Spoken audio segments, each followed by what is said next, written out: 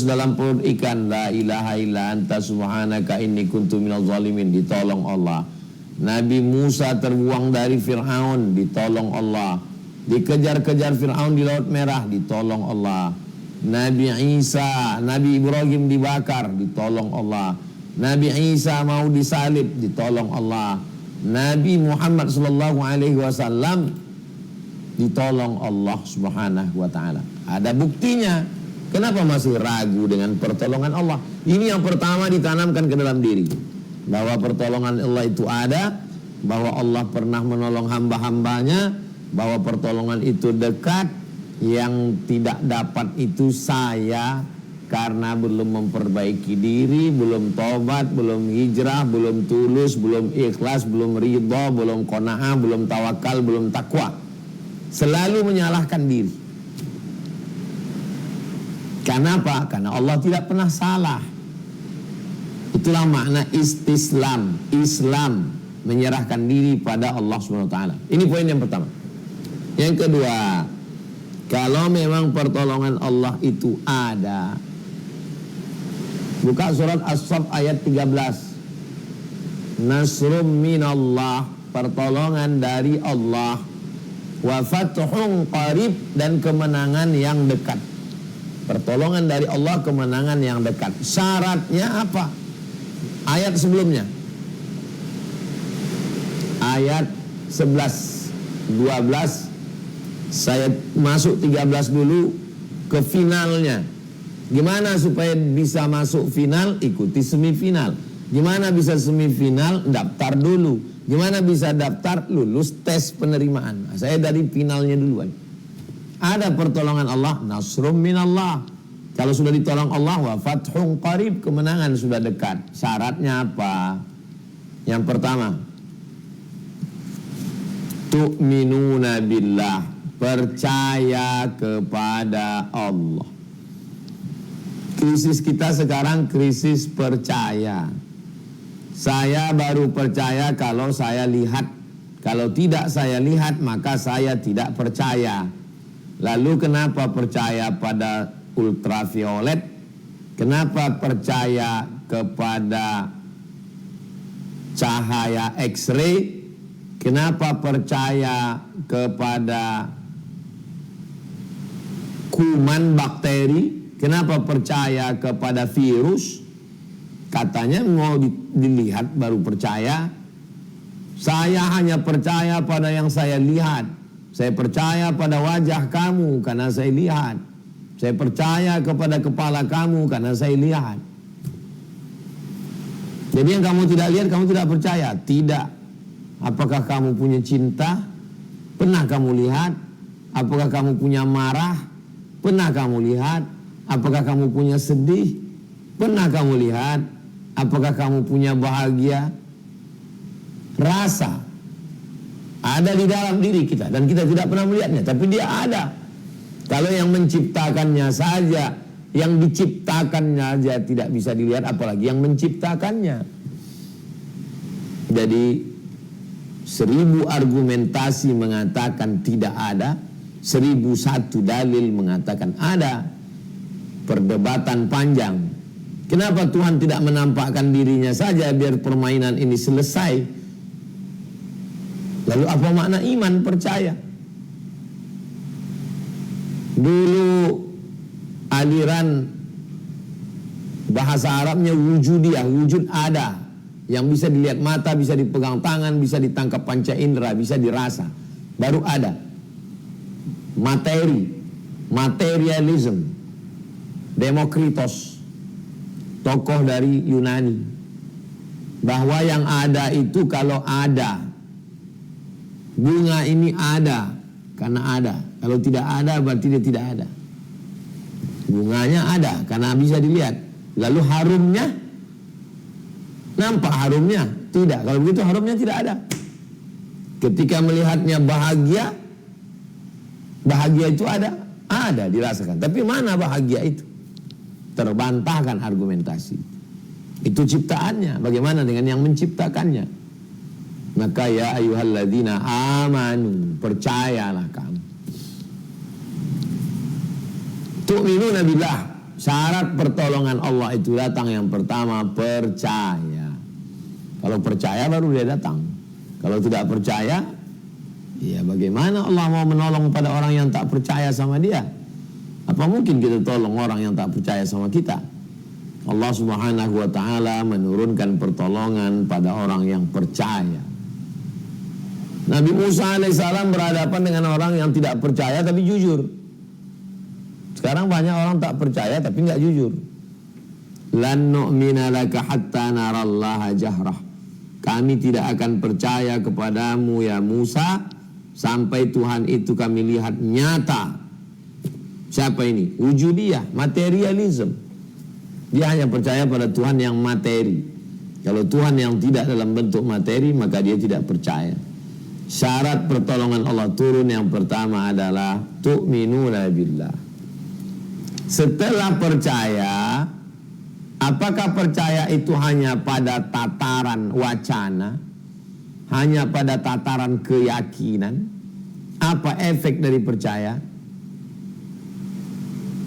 Tu'minuna billah wa tujahiduna fi sabilillah.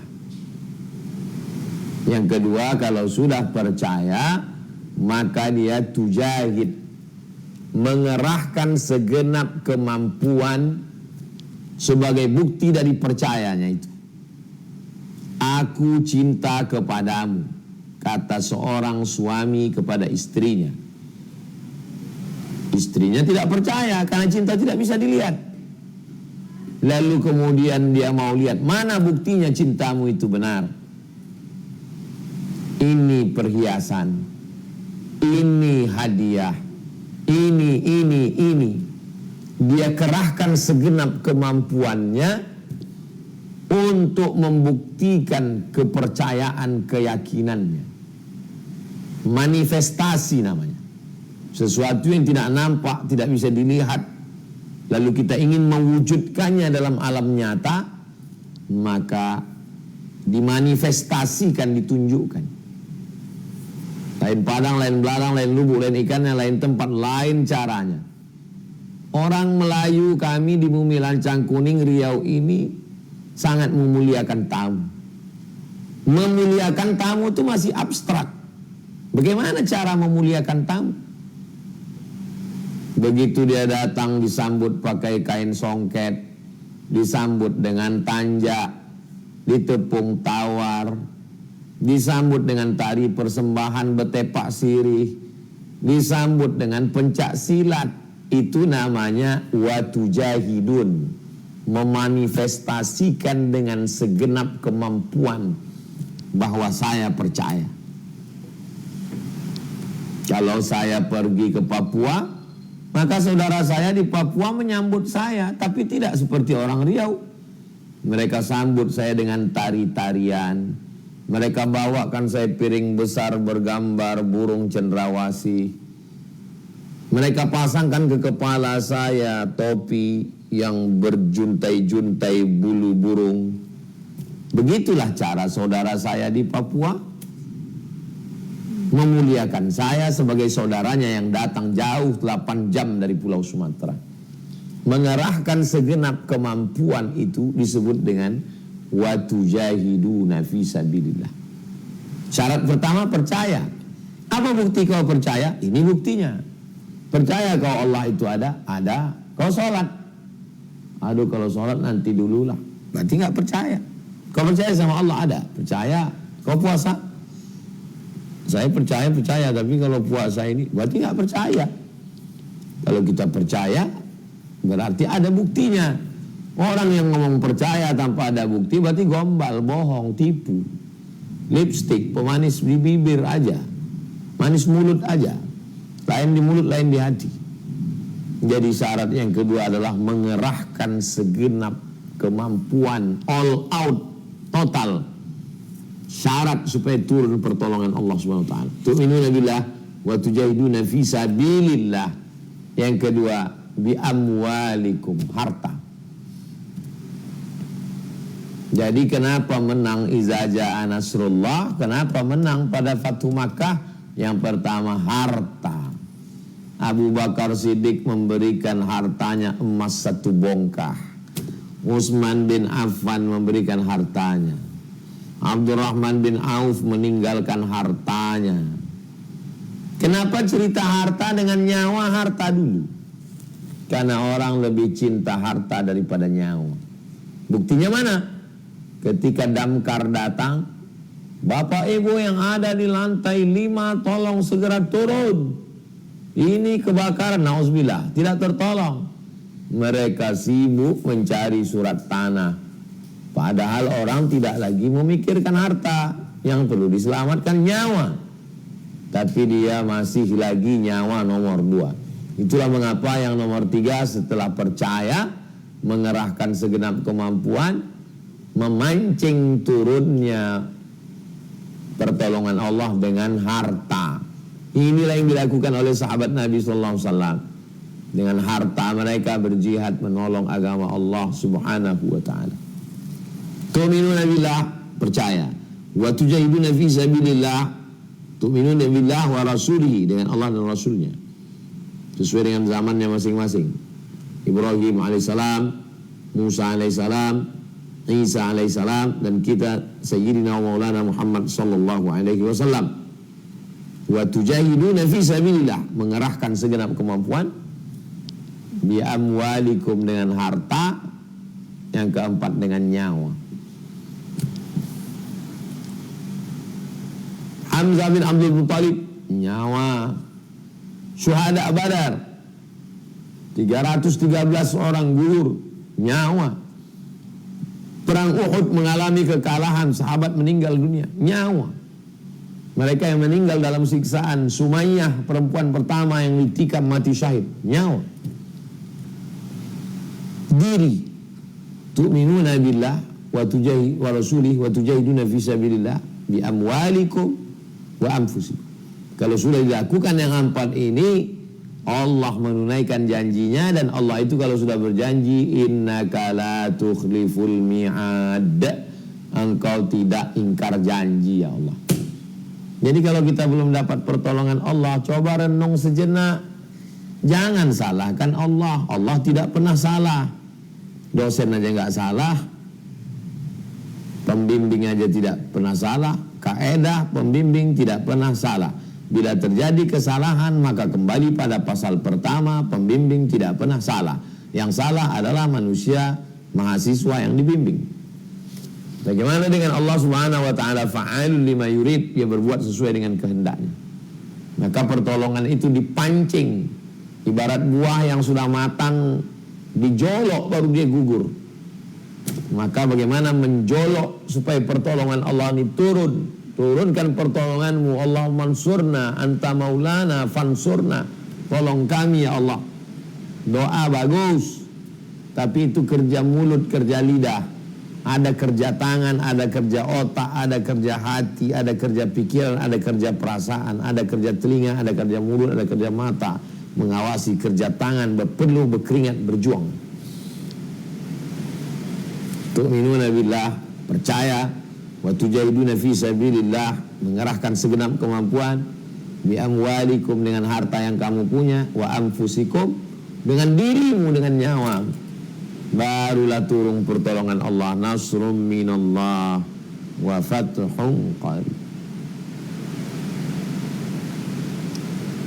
Lalu kemudian syarat yang kelima dalam surat Muhammad ayat 7. Ya ayyuhalladzina amanu, hai orang yang percaya. Sudah tadi nomor 1. Intan surullah, yang kelima. Percaya, mengerahkan segenap kemampuan, dengan harta, nyawa. Yang kelima, intan surullah, tolong Allah. Saya menolong anak kecil, berarti anak kecilnya lemah. Saya menolong perempuan, bapak-bapak jompo, berarti aja lemah. Saya menolong Allah, berarti Allah lemah. Allah tidak perlu ditolong, Allah maha kuasa. La ilaha illallah la syarikalah, lahul mulku wa lahul hamdu. Tiada Tuhan selain Allah, dia yang punya kuasa. Lahul mulku, dia yang punya kuasa, wa lahul hamdu, dia yang dipuji-puji. Yuhyi, dia maha hidup, wa yumit, dia mematikan. Wa huwa ala kulli syai'in qadir, dia maha kuasa atas segala sesuatu. Syaratnya intan surullah, tolong Allah. Maksudnya tolong agama Allah. Yansurkum, maka Allah pasti akan menolong kamu. Jawab syarat. Intan surullah, kalau kamu menolong Allah, yansurkum, Allah pasti menolong kamu. Allah cuma minta kita satu, tolong agamaku, maka ku balas dua. Yansurkum satu, wa yuthabbits aqdamakum, Allah mengokohkan kaki kamu ketika yang lain kolaps.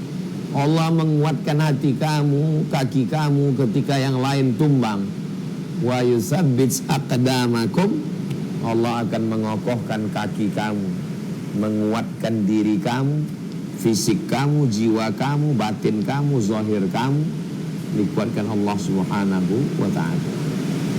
Jadi pertolongan Allah Subhanahu wa ta'ala itu nyata, ada, pernah terjadi, bukan sesuatu yang mengawang-ngawang. Saya Pak Ustadz kenapa belum ditolong Allah? Mana pertolongan Allah? Kenapa marah sama Ustadz? Sejak kapan Allah mengangkat Ustadz jadi juru bicaranya untuk menjawab pertanyaan kamu? Komplain mau kemana? Komplain ke diri sendiri. Aku belum beriman sempurna, aku belum total, aku belum mengeluarkan harta, aku belum mengeluarkan nyawa, dan aku belum menolong agama Allah. Lima-limanya sudah saya lakukan Pak Ustaz. Saya percaya, saya total all out, saya beri harta, saya beri nyawa, dan saya sudah menolong agama Allah. Kenapa belum turun juga pertolongan Allah? Mungkin sujudnya belum lama, mungkin doanya belum khusyuk, mungkin hartanya belum ikhlas, mungkin segala kemungkinan itu dibalikkan ke kita. Jangan menyalahkan orang, jangan menyalahkan Allah. Yang salah itu kita yang belum cukup syarat untuk menerima pertolongan Allah Subhanahu wa ta'ala. Yamsaskallahu bidurrin, kalau kamu terkena suatu mudarat, fala kashifa lahu illa hu, tidak ada yang bisa menyingkapkan kecuali Allah. Wa yuridka bi khairin, kalau Allah menginginkan kamu dapat kebaikan, fala radda li fadlih, tidak ada yang bisa menolaknya. La mani'a lima a'taita, kalau engkau mau memberi maka tidak ada yang bisa menolak. Wala mu'tiya lima mana'ta, kalau engkau tidak mau memberi, kalau engkau menahan, maka tidak juga ada yang bisa memberi. Itulah Allah Subhanahu wa ta'ala. Kita ini tiada daya, tiada upaya, la haula wala quwata illa billahil aliyyil azim. Bagaimana menolong agama Allah? Siapa kita, apa yang kita punya. Saya mau menolong agama Allah Pak Ustadz, saya mau bangun masjid, saya mau menyantuni anak yatim, fakir miskin, buat khitan masal gratis, saya mau buat pengajian. Tempatnya di mana? Tempatnya belum punya, nggak bisa. Menolong agama Allah itu sesuai dengan kemampuan kita masing-masing. Lihatlah, kita ini manusia, ada yang lebih, ada yang kurang, ada yang kecil, ada yang besar, ada yang tinggi, ada yang rendah, ada yang sedang. Sesuaikan kemampuan kita. La yukallifullahu nafsan illa wus'aha, Allah tidak membebani kita lebih dari yang kita mampu. Tapi kalau kita sudah diberikan Allah kelebihan, maka pakailah untuk menolong agama Allah. Polisi pakai dengan seragam, dengan pistol, menolong agama Allah. Sholat ke masjid, jadi muazin, jadi imam, bangga jamaah-jamaah itu semua. Jadi tentara, tolong agama Allah. Memberantas judi, memberantas narkoba, memberantas pesta, acara nikah sampai jam 1, jam 2 malam, tawuran. Bapak Babinsa, Babin Kamtipmas amat sangat bisa menolong Allah Saya nggak tamat pesantren Pak Ustadz, saya bukan penghafal Quran, saya bukan kiai. Bisa menolong agama Allah dengan seragam yang kita punya. Saya Pak Ustadz jual bakso 40 tahun. Bagaimana cara dia menolong agama Allah? 2 ton beras tiap bulan bagi sekitar fakir miskin, yatim, duafa, guru mengaji. Pedagang, bukan pejabat, bukan alim ulama, bukan penghafal Quran, bukan kiai, bukan ustadz, bukan tuan guru. Bisa. Siapa bilang tidak bisa? Menolong agama Allah Subhanahu wa ta'ala. Semakin canggih zaman modern, semakin kita dipersaksikan dengan orang-orang yang unik-unik menolong agama Allah Subhanahu wa ta'ala. Ada yang menolong melalui perda zakat. Anggota Dewan Legislatif, DPRD Kabupaten, DPRD Provinsi, DPD, DPR RI berjuang menolong agama Allah dengan kekuasaan. Anak yang tamat SMP di bawah naungan Bupati Wali Kota, keluar perda Bupati Wali Kota. Anak yang tamat SD tidak bisa dilanjutkan ke SMP kalau tidak bisa pandai baca Quran. Mana bisa dilakukan oleh ustadz dengan ceramahnya, bacalah Quran, selesai. Tapi dengan adanya perda, peraturan daerah, inilah yang akan menolong di hadapan Allah Subhanahu wa ta'ala. Saya kira itu penjelasan singkat pengantar dialog kita malam ini, bahwa pertolongan Allah itu ada, syarat-syaratnya mesti kita penuhi. Kalau belum dapat berarti kita yang menyalahkan diri kita, belum khusyuk, belum sempurna. Sekarang sudah jam 20.41 sebagaimana biasa. Sampai 20.40 saya kembalikan ke Bang Alvin Firdaus. Terima kasih. Wassalamualaikum warahmatullahi wabarakatuh.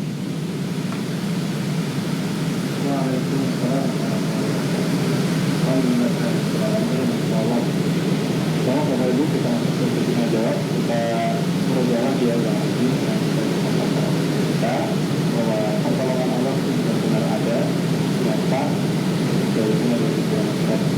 Sok bagi orang jelas. Yang harap pertolongan Allah satu, beriman kepada Allah dan Rasulnya, kemudian jihad fi sabilillah sungguh-sungguh jihad jalan Allah, ketiga amwalikum dengan harta kita, dan wakaf dan sebagainya, dan wa'anfusakum diri kita, nyawa kita. Kelima adalah Allah yang surkul kalau Allah. Baik,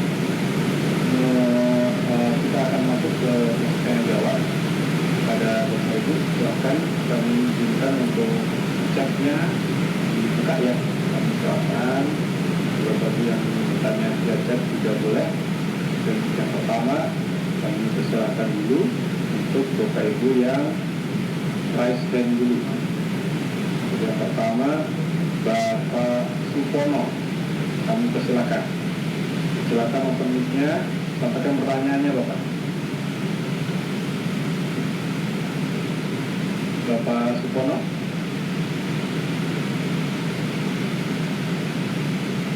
Mic-nya belum dibuka Bapak. Bapak Supono. Sepertinya tidak dengar ini. Oke, kita ganti yang lain. Apa? Bapak Pram. Bapak Pram, silakan buka mic-nya, sampaikan pertanyaannya. Baik, terima kasih. Assalamualaikum warahmatullahi wabarakatuh. Waalaikumsalam warahmatullahi wabarakatuh. Pak MC, selamat malam dan semuanya. Terima kasih sudah memberikan kesempatan saya untuk bertanya, dan sebenarnya ada satu pertanyaan Ustaz yang mungkin membuat saya itu istilahnya penasaran, karena menurut saya cenderung masih belajar sih Ustaz. Maksudnya mungkin banyak pertanyaan yang sudah pernah disampaikan, dan tapi ada hal yang masih membuat saya itu kadang ragu dengan apakah ini benar-benar pertolongan dari Allah atau keputusan yang waktu itu saya ambil itu tidak benar-benar istilahnya tidak, masih ada keraguan lah setelah saya memutuskan suatu hal itu. Jadi pertanyaan saya, Ustaz, bagaimana kita meyakini bahwa segala sesuatu yang terjadi dalam hidup kita, baik buruk ataupun baiknya, itu tuh sudah menjadi qadarullah, sudah menjadi takdir yang sudah Allah tetapkan untuk kita, dan mungkin itu bagian dari pertolongan Allah buat kita. Bagaimana cara meyakini itu benar-benar keputusan itu tuh qadarullah ya waktu itu ya gitu ya.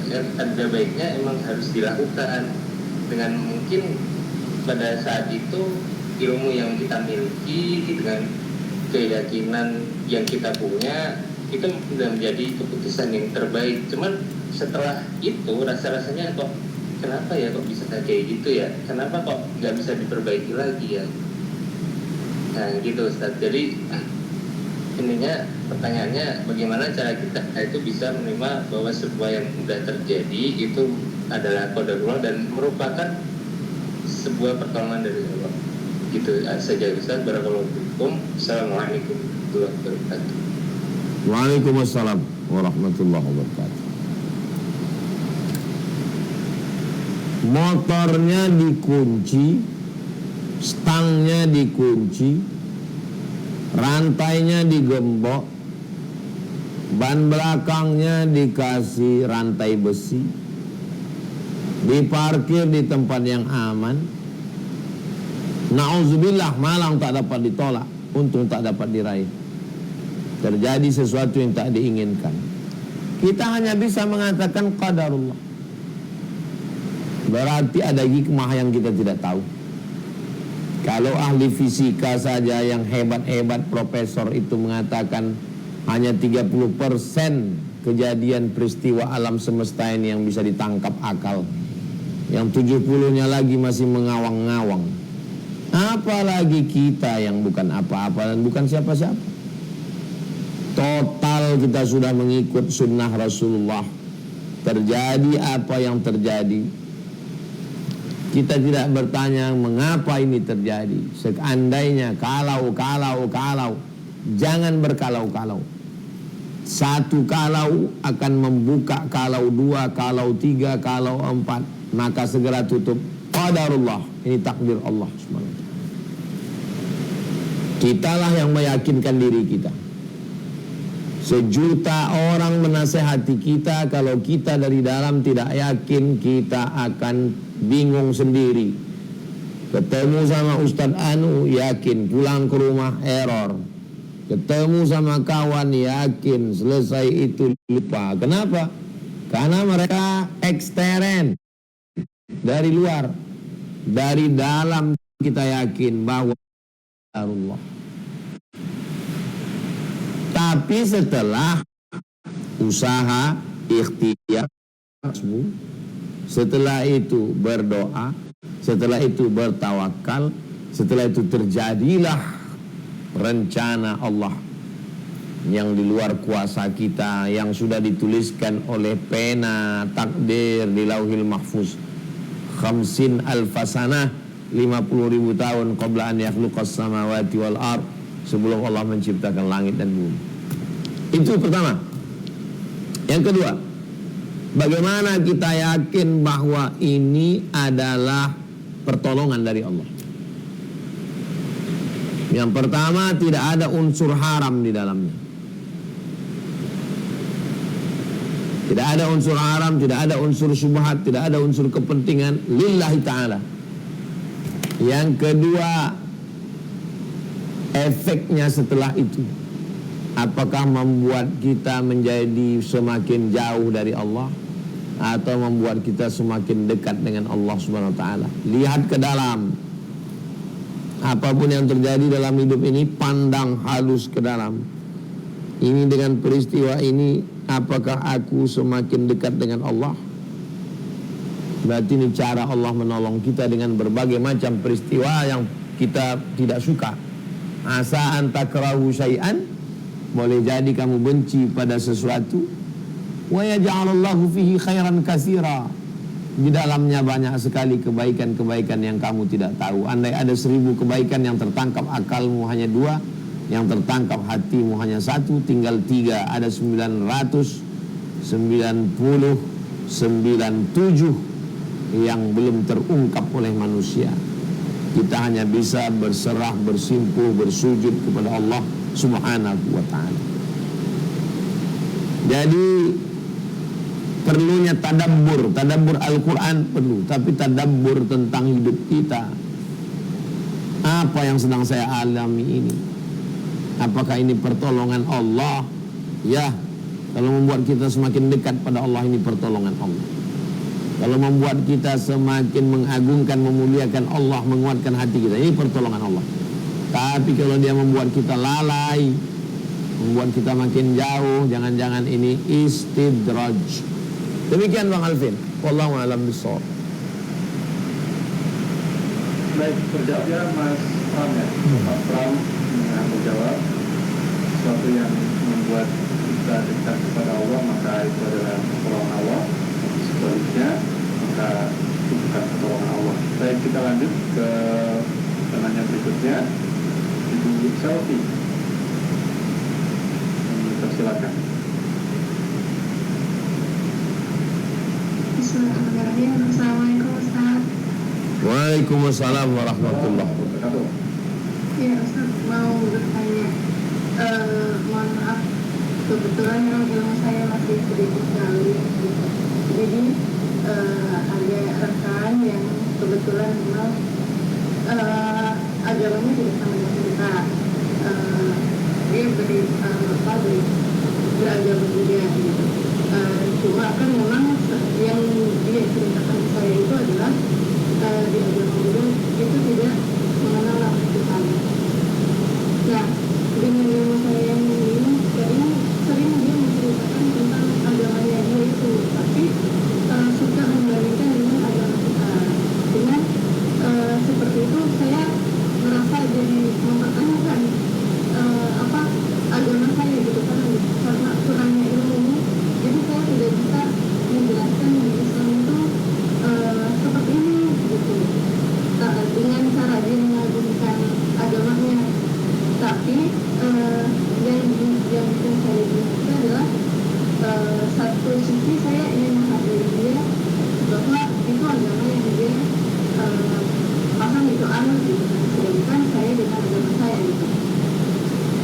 Balik lagi dengan yang Ustaz tadi sudah jelaskan, untuk bisa mendapat pertolongan Allah kan kita juga harus menolong Allah dengan agama Islamnya gitu.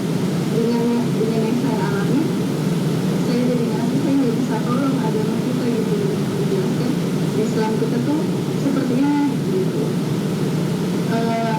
Jadi mohon bimbingannya, sebenarnya sebaiknya saya harus menanggapinya seperti apa kalau misalnya saya sedang dapat cerita-cerita yang seperti itu gitu, agama-agama yang mereka.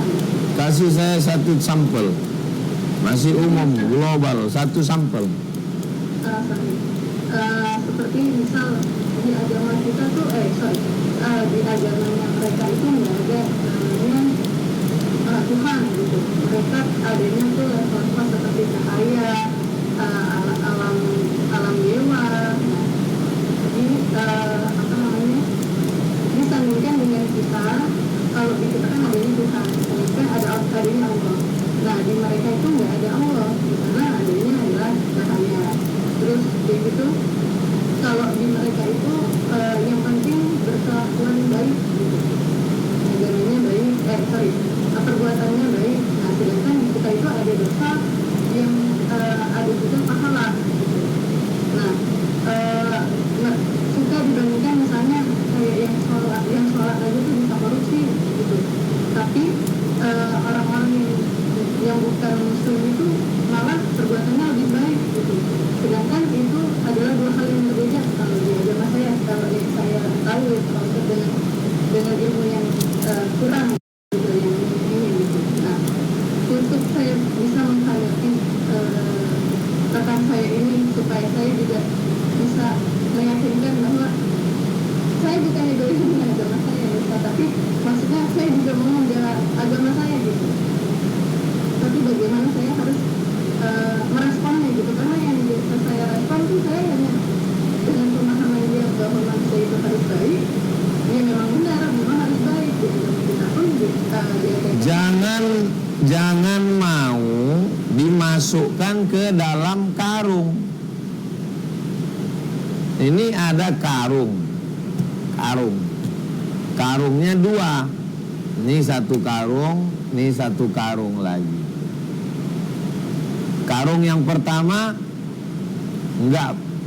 enggak bertuhan tapi jujur, baik. Yang ini sholat tapi korupsi. Terus kok mau masuk ke dalam dua karung ini? Berarti kita sudah tergiring ikut karung.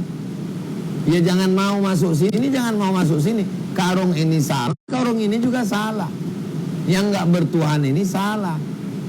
Yang ngaku bertuhan, sholat tapi korupsi juga salah. Kita mesti kasih tahu ada karung yang ketiga. Ada karung yang ketiga. Karung ini salah karena dia nggak bertuhan. Karung ini juga salah karena dia membohongi Tuhan. Yang benar itu karung yang ketiga. Bertuhan, Tuhannya Allah, dan dia ikut perintah Allah, tidak korupsi, tidak makan haram, dia menyembah Allah, sholatnya benar. Kalau sholatnya benar, tanha anil fahsya wal munkar. Jangan mau ikut gendang orang. Dia gendang jaipong kita ikut, dia gendang ngapain ikut? Kita punya prinsip kita. Itu. Jadi metode ngobrol, dialog, diskusi, jangan ikut pikiran orang. Kita justru mengawasi pikiran orang, jangan masuk ke dalam. Ketika orang mau memberikan suatu argumentasi, jangan kita masuk ke dalam, kita awasi dari luar. Oh, dia sedang buat jebakan Batman nih. Ini loh, ada orang sekuler, nggak bertuhan, ateis, dia baik. Ini orang yang sholat ini, Pak Haji ini jahat. Bagus mana? Nggak pakai jilbab, tapi nggak pakai jilbab, nggak pacaran, bagus. Ini pakai jilbab, bajunya sempit, pacaran, bohongi orang tua, bagus mana? Ngapain ikut ini? Keluar dari dua kotak ini. Yang nggak pakai jilbab, dia tidak baik menurut syariat Islam karena memperlihatkan auratnya. Allah suruh tutup aurat. Tapi yang sudah pakai jilbab pacaran, dia juga tidak betul karena dia tidak menjalankan Islam secara total. Yang benar itu adalah yang ini. Dia bertuhan kepada Allah dan ikut syariat Nabi Muhammad Sallallahu Alaihi Wasallam. Kita jelaskan punya kita. Jangan ikut kotak orang. Dalam Islam ini ada 3. Yang pertama tentang konsep ketuhanan. Jelas la ilaha illallah Muhammad Rasulullah. Yang kedua tentang konsep hukum, halal, haram. Yang ketiga tentang konsep etika, akhlak, moral, baik, sopan santun. Apa boleh kita berdialog dengan orang yang berbeda keyakinan? Ya. 3 fase. Ud'u ila sabili rabbik, ajak orang ke jalan Tuhan. Bil hikmah, dengan kata-kata yang santun. Wal mau'izatil hasanah, suri tauladan yang baik. Tapi kalau diajak debat, wajadilhum billati hiya ahsan. Kalau dia debat, ya debat dengan cara yang baik, dengan cara yang santun. Kalau kita nggak hafal ayat, nggak hafal hadis, ya pakai logika berpikir kita. Nggak tahu, pending dulu, catat. Nanti ku tanyakan guruku. Nanti ku WA dulu Bang Alvin Firdaus, biar ditanyakannya ke Ustadz Somad. Ntar ya, pending dulu ya. Nanti ku jawab WA-nya sore ya. Disyukur-syukur bisa dapat hidayah, alhamdulillah. Kalau enggak pun paling enggak orang udah tahu tentang agama. Oh, ternyata agama Islam itu enggak membenarkan orang yang korupsi. Paling tidak memperbaiki Islam di matanya. Demikian, wallahu a'lam bishawab.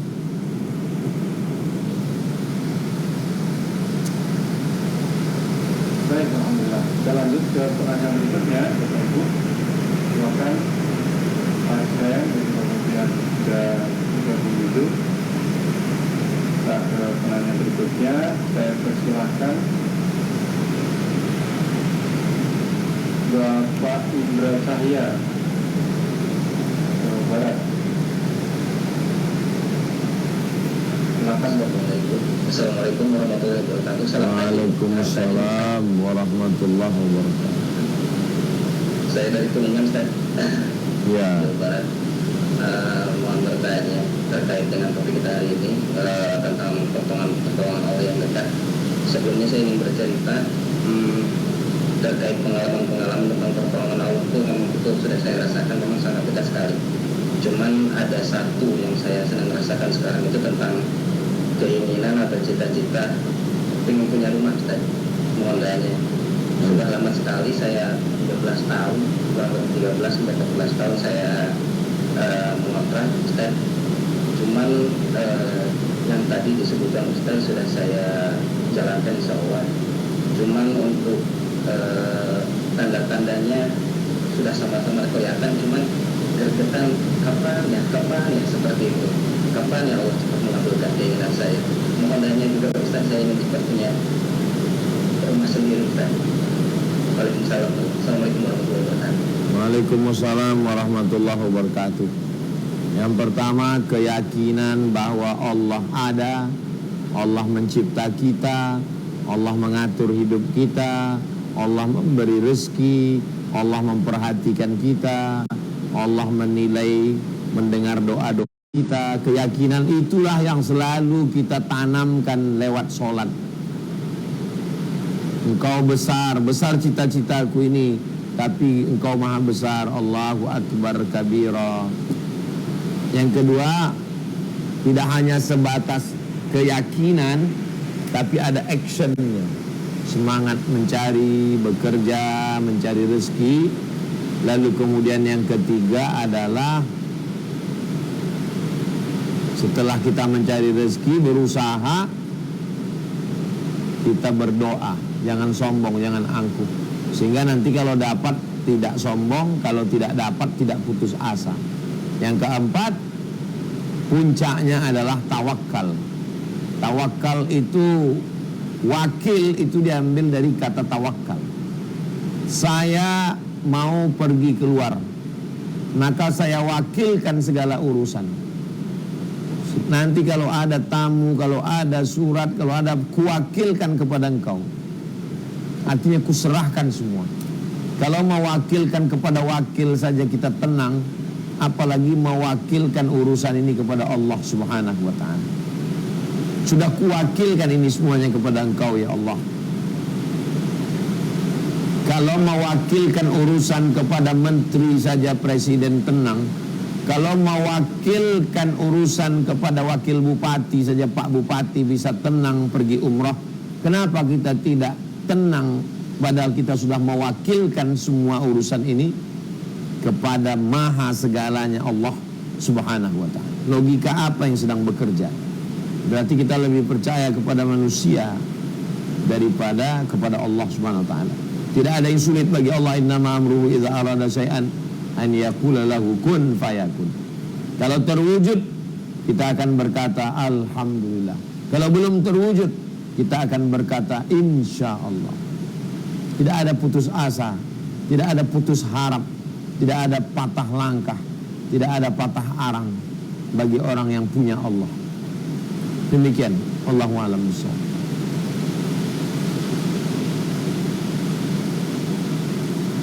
Baik, kami lanjutkan berikutnya pada Bapak Ibu yang ada di Zoom.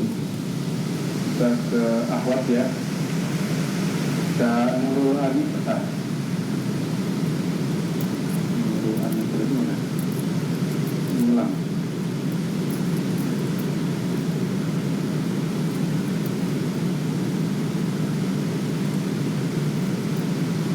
Oke, silakan open mic-nya, sampaikan pertanyaannya.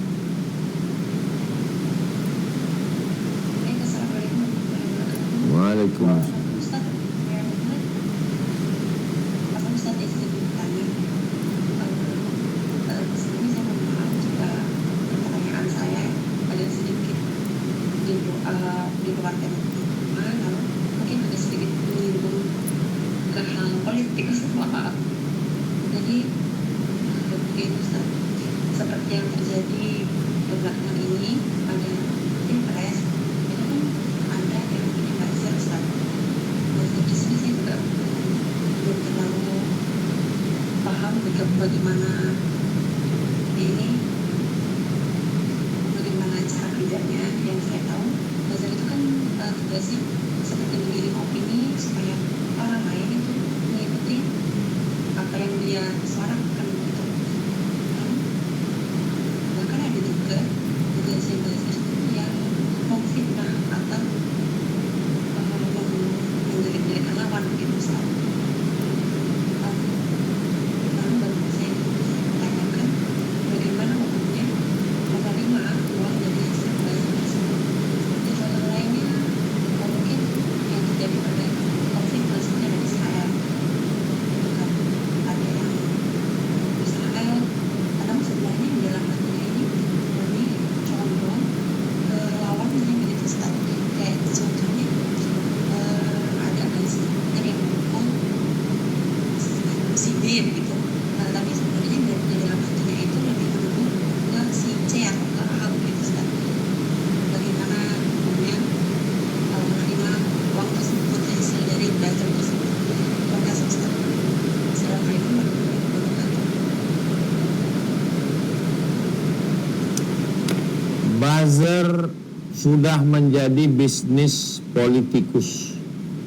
Ingin menaikkan rating, pencitraan, mengenalkan diri, mengadu domba, menyerang ustadz, membusukkan nama ulama, maka diperlukan sebuah komunitas yang namanya buzzer. Orang yang bising seperti bunyi lebah. Zzz.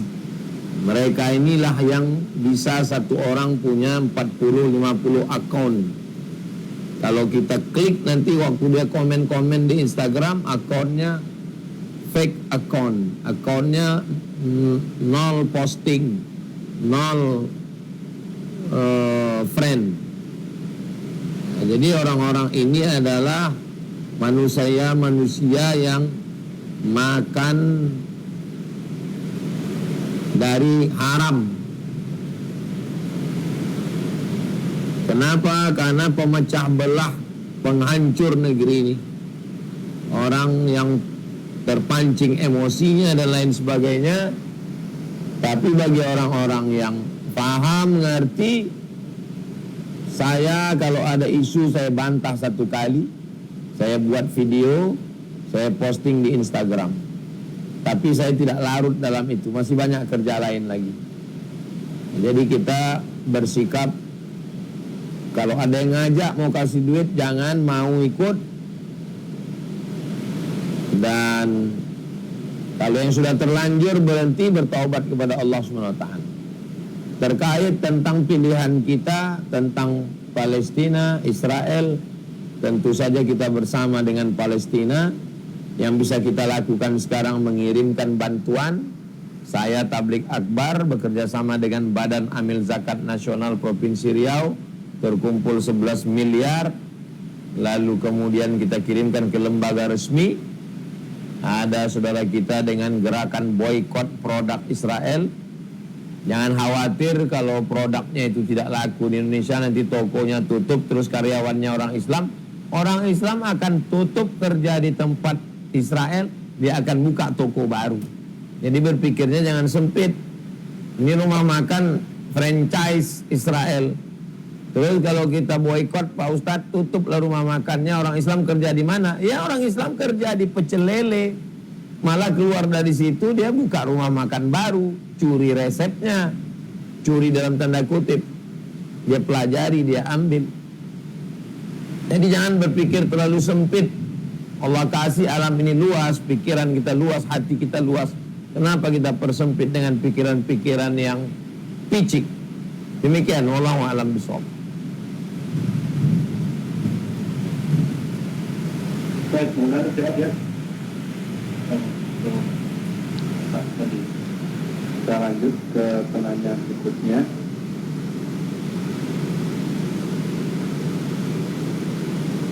Silakan Pak Isen, Bapak Ibu yang bertanya. Sebelum kita ke jemaah, saya punya pertanyaan Pak. Apakah pertolongan Allah itu berlaku juga kepada sesuatu yang sifatnya condong kepada keinginan kita, Ustaz? Misalnya kita pengen punya mobil, pengen punya harta yang banyak, pengen punya rumah.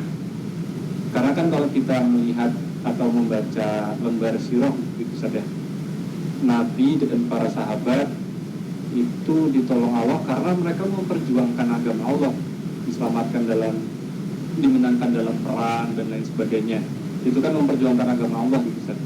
Apakah kalau kita pengen ditolong Allah harus melekatkan keinginan kita, meniatkan keinginan kita itu kepada sesuatu yang sifatnya harus dakwah dulu, atau hanya cukup ya kita berkeinginan saja, Ustaz? Mohon bimbingannya, Ustaz. Tidak ada orang Islam yang tidak melekatkan, menempelkan, menyertakan Allah dalam setiap aktivitasnya. Tidurnya Allah, bismika Allahumma ahya wa am. Bangunnya Allah, alhamdulillahilladzi ahyana ba'da ma amatan wa ilaihil nusyur. Naik kendaraannya Allah, subhanalladzi sakhkhara lana hadza wa ma kunna lahu muqrinin. Cari rezekinya Allah, bismillah tawakkaltu 'ala Allah. Jadi tidak bisa kalau untuk perang, bangun masjid, ini menyertakan Allah. Kalau untuk beli mobil, beli rumah, ini nggak ada Allah. Berarti kita sekuler. Sekuler itu dari sekulum, orang Perancis, memisahkan urusan Tuhan dengan urusan dunia. Berarti kita sekuler. Tidak ada pemisahan itu. Semua yang kita lakukan ini adalah membawa nama Allah. Kullu amrin dzibalin, semua perbuatan walam yubda bi bismillah, kalau tidak diawali dengan nama Allah fahuwa aqta, dia putus, tidak bernilai. Maqtu'ul barakah, tidak ada berkahnya, dan dia tidak bisa dibawa bekal menghadap Allah Subhanahu wa taala.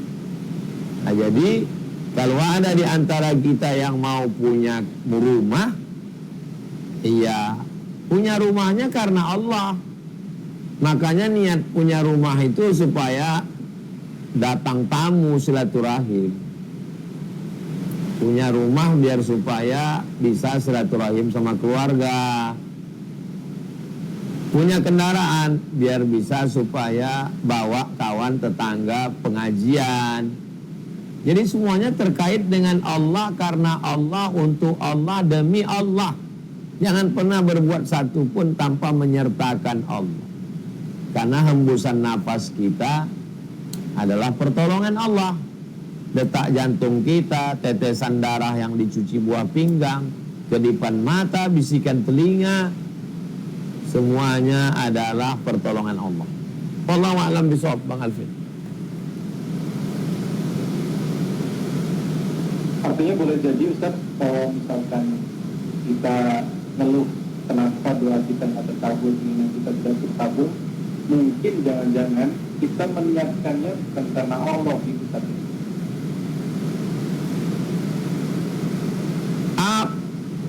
Jadi kalau ada orang melakukan sesuatu tidak menyertakan Allah, jadi gimana itu? Saya nggak masuk ke pikiran saya. Misalnya gini, ada orang mau ngambil S3 ke Jerman, bidang pesawat terbang. Apakah dia menyertakan Allah? Iya. Nanti dia akan ke Jerman ngambil S3 pesawat terbang. Kalau pulang jadi konsultan, jadi komisaris, jadi pengusaha, jadi teknisi, jadi Dan itu dipakai untuk menolong agama Allah. Itu. Jadi mutar-mutar kemanapun. Jadi jangan kalau baca Quran, bangun masjid, niat atas nama Allah. Tapi kalau masuk polisi, masuk tentara, jadi hakim, jadi pengacara, ya semuanya untuk menolong agama Allah. Tidak ada satupun aktivitas kita yang kosong dari Allah tanpa menyertakan Allah. Billah wallah lillah. Karena Allah demi Allah untuk Allah sebagai bekal menghadap Allah. Apapun itu, semuanya. Demikian Bang Alvin. Baik, masalah kesempatan kurang lebih satu orang lagi ya, satu orang lagi bagi Bapak Ibu yang bertanya. Izin ya, mohon maaf kalau ada yang tidak bagian, saya gantian satu-satu. Coba angkat tangan Ibu Kalsum, Bang. Kalsum.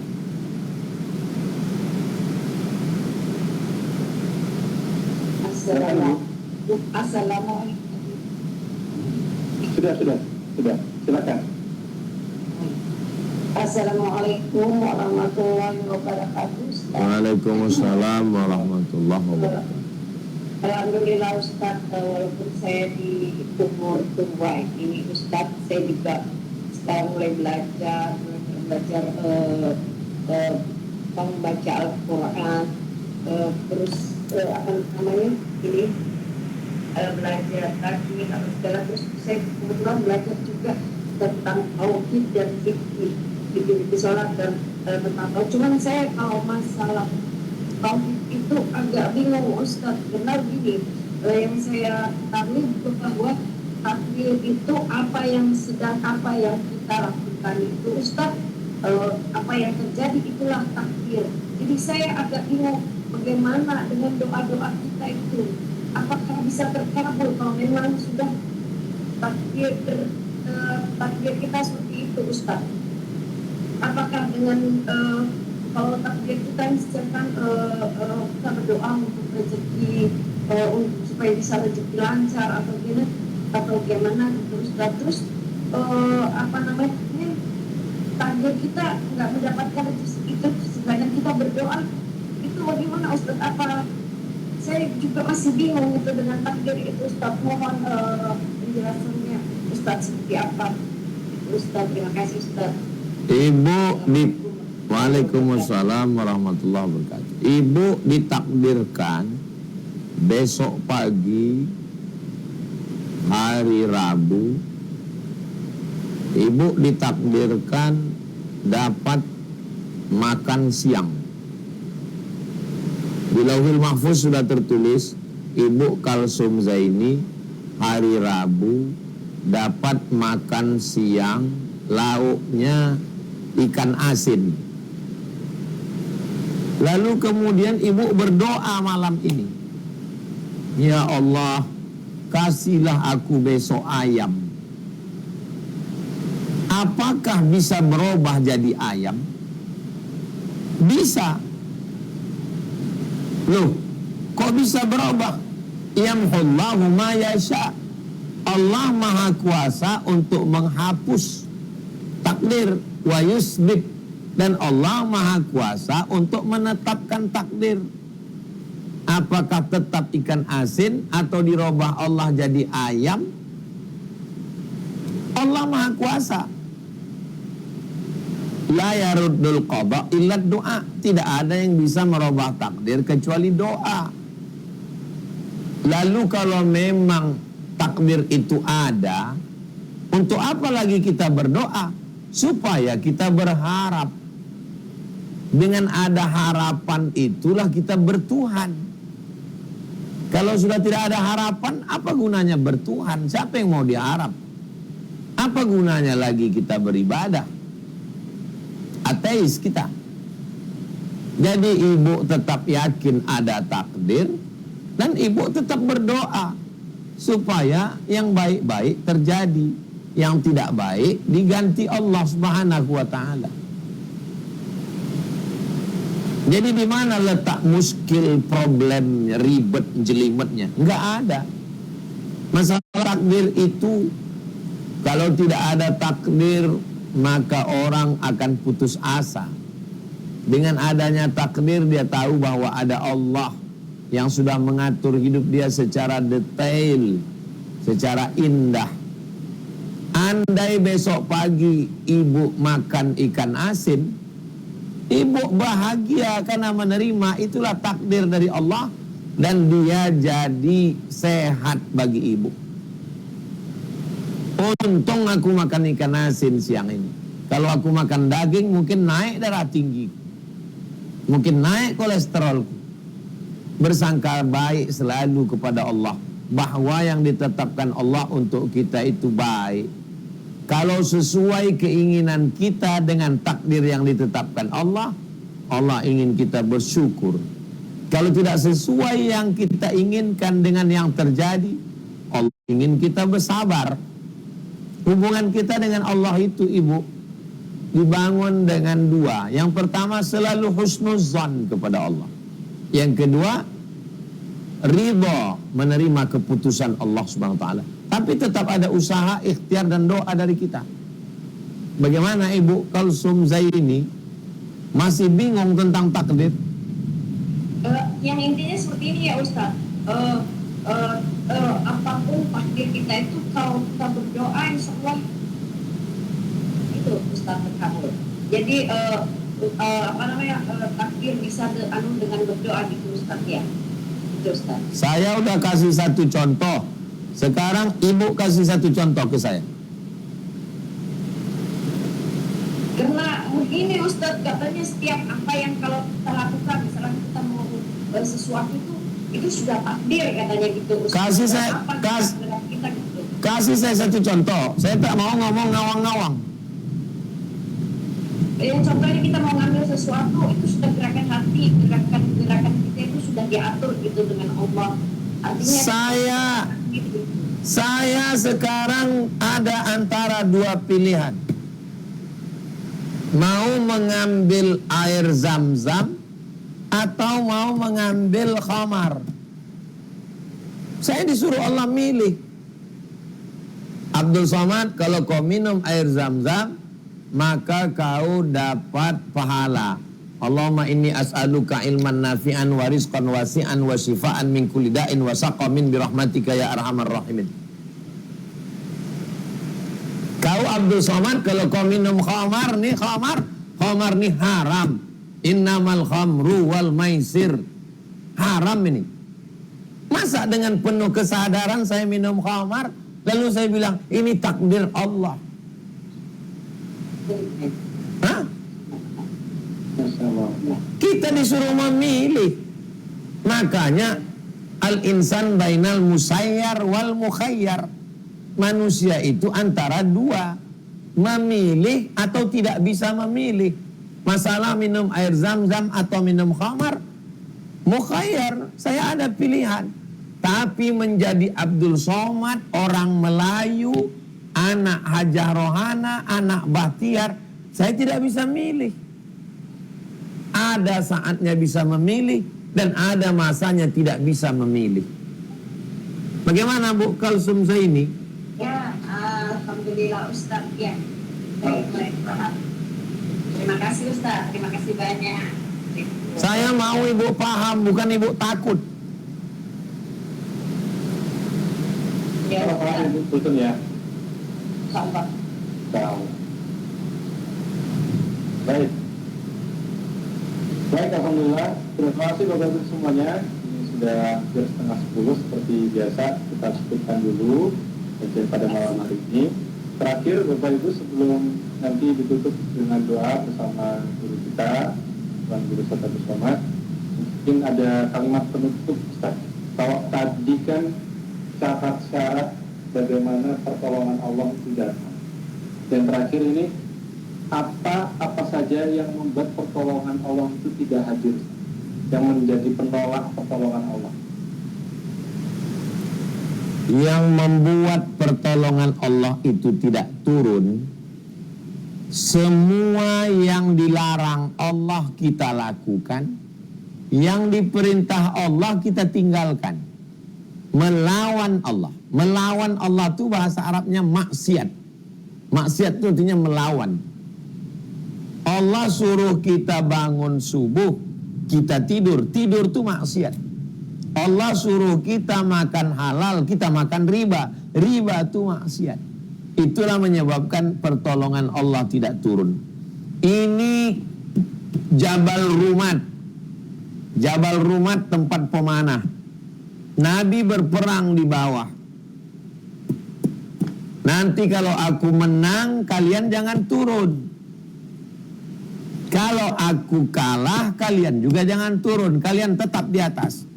Ternyata Nabi dan sahabat menang. Mereka turun ke bawah.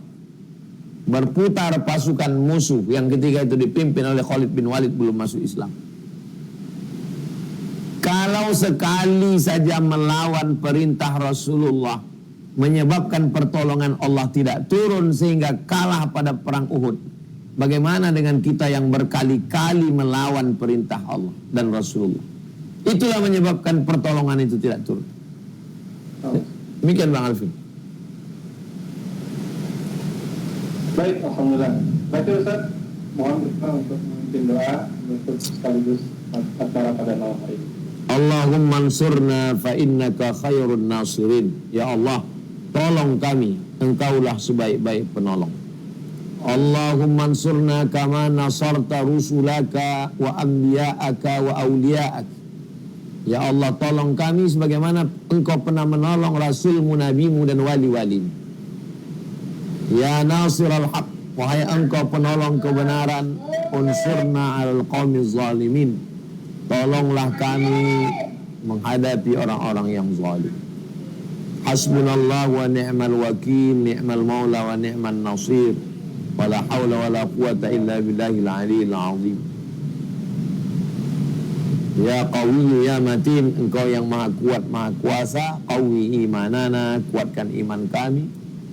Wa balligh maqasidana, sampaikan segala maksud niat kami. Wa la taj'al bainana wa baina nusratika hijaban, jangan jadikan antara kami dan pertolonganmu itu ada hijab yang menghalangi. Ya muqallibal qulub, Engkau yang membolak-balikkan hati, sabbit qulubana, kokohkan hati kami ala dinik, dalam agamamu, wa ala ta'atik, dalam ketaatan kepadamu. Rabbana iftah bainana wa baina qaumina bil haqqi wa anta khairul fatihin.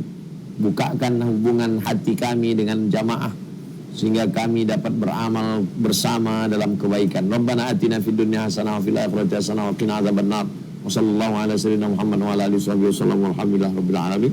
Terima kasih segala perhatian, mohon maaf segala kesilapan kekhilafan.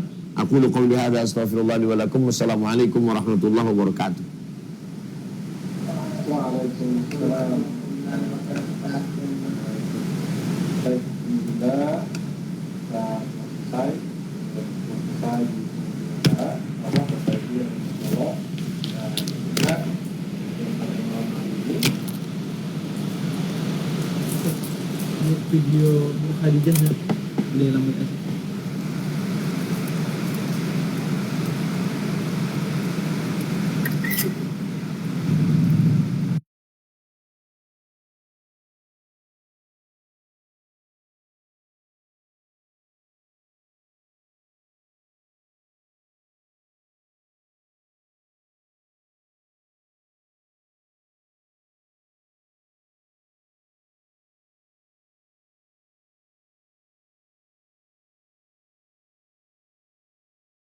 Jami Asar Hasanil Bolkiah bersama geng subuh macam Jumat pada 26 hari bulan Januari 2024. Hari Jumat ini kita akan sama-sama membahas Isra dan Mi'raj, perjalanan agung untuk insan teragung. Mari salat subuh berjamaah. Jumpa kita insyaallah. Barakallahu fikum. Wassalamualaikum warahmatullahi wabarakatuh.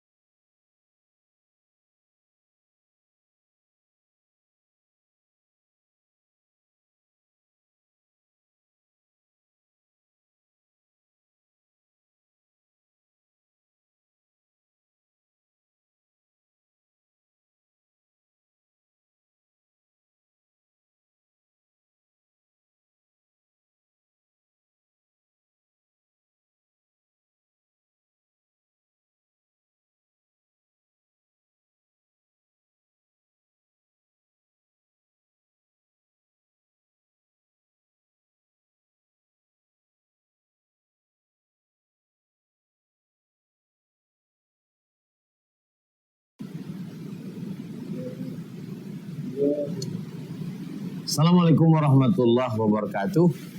Ma akalta fa'afnaita, yang dimakan busuk. Wa ma labista fa'ablaita, yang dipakai lapuk. Wa ma tasaddaqta fa'amdaita, yang diwakafkan, disedekahkan. Itulah bekal untuk hari esok. Mari kita support Yayasan Pendidikan Hajah Rohana melalui rekening BSI 76777772227. Konfirmasi admin, klik link 3 Ustadz Abdul Somad Official. Di profil bio TikTok Sahabat UAS Channel, follow, like, share, and comment. Hidup boleh berhenti, amal jariah terus mengalir sesudah mati. Assalamualaikum warahmatullahi wabarakatuh.